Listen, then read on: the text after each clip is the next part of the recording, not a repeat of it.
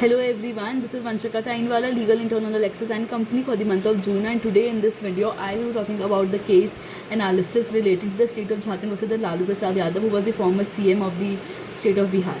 So basically I will be discussing about this case. So the backgrounds of the case are such. First is the Chaibasa Treasury. So in January 1996, Lalu Prasad Yadav, he was prosecuted and convicted for withdrawing the government funds dishonestly.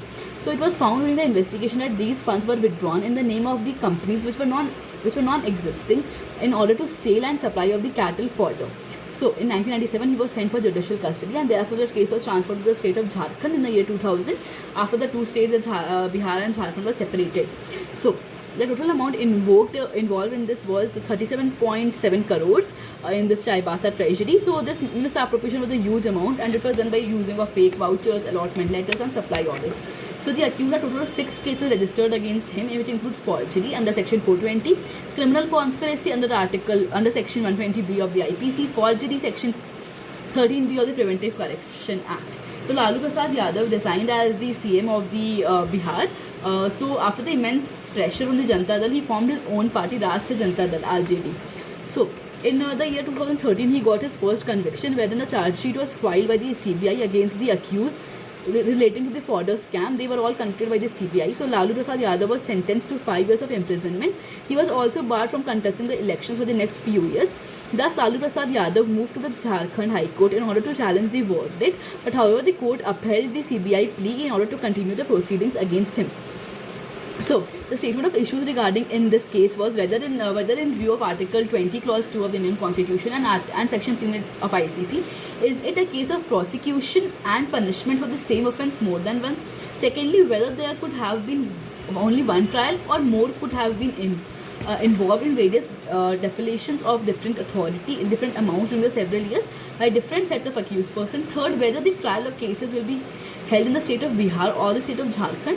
And lastly, whether the applications filed for the condonation of delay was justified in this case. So according to the rule of double jeopardy, a person cannot be prosecuted and punished for the same offence. So the constitution bars double jeopardy, but in the case of Maqbool Hussain versus State of Bombay, it was held double jeopardy test is to ascertain that two offences committed have the same ingredients.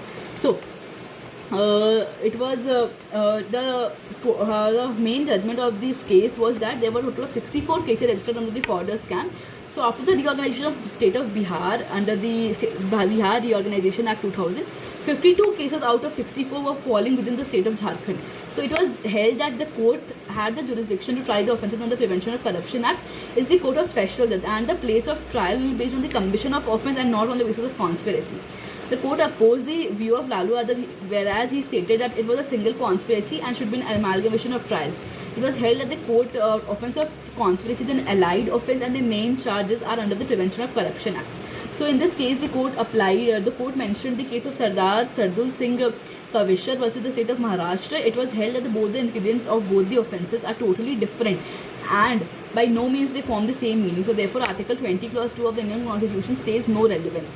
The court also held that since the parties are different, the issue of estoppel would not arise.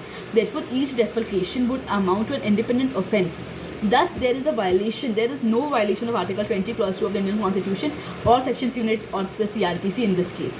Also, it was held that it cannot be said that the defalcation is in the same transaction. The transactions are clearly different in different treasuries for different years. So they are of different amounts, different allotment letters and even supply orders and the supplies. So the provisions of Section 221 thus are not applicable here in this case. There was a delay of 113, 115 and 122 days in the filing the appeals. So on the account of various delays due to the administrative and the departmental procedures, the application for the condonation of delay was filed for filing the special leave petition. But held that the delay has been sufficiently explained, the petition cannot be thrown away on the ground of delay. It was held that trial courts must conclude the case within the 9 months from the date of judgment. So the whole concept was relating to the condonation of delay and different things. So the appeal was filed to the Supreme Court in 2017, where the Supreme Court held that Lalu Yadav had to face separate trials because he was involved in different offences. The court held that there is no double jeopardy involved and there is no violation of Article 20 Clause 2 of the Indian Constitution and 300 of the CRPC. The court also held that he has to undergo separate punishments for the offences committed. So the application of condonation of delay was accepted by the court, by the Supreme Court, that it is their duty to not throw away the petition on the ground of delay. The court, however, held the CBI responsible for the delay, because it was held that people's faith will be shaken if delays occur in the filing of such important corruption cases. So this was the whole case of state of Jharkhand versus the Lalu Prasad Yadav, the ex-CM of the state of Bihar. So hope you understood this case. Thank you for listening. Have a good day.